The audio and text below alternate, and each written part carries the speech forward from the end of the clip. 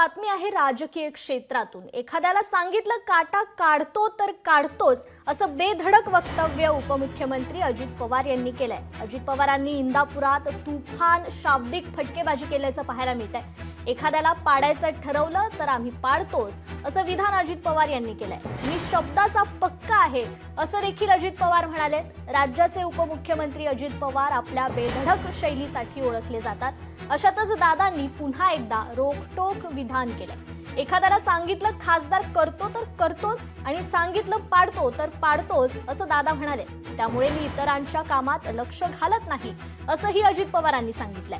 पुण्याच्या इंदापुरातील छत्रपती सहकारी साखर कारखान्याच्या प्रचारासाठी अजित पवारांची जाहीर सभा पार पडली। या सभेत अजित पवारांनी चांगलीच फटकेबाजी केली आहे।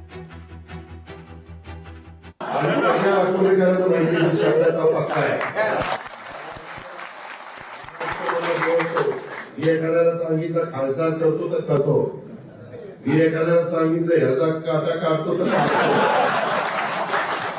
मी एखाद्याला सांगितलेला पाडतो तर पाडतो, पाडतोय नाही तर त्याच्यावर मी तुमच्या कामात लक्ष घातलंय।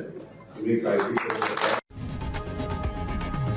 लोकशाही मराठी ऐका, पहा, जागरूक रहा।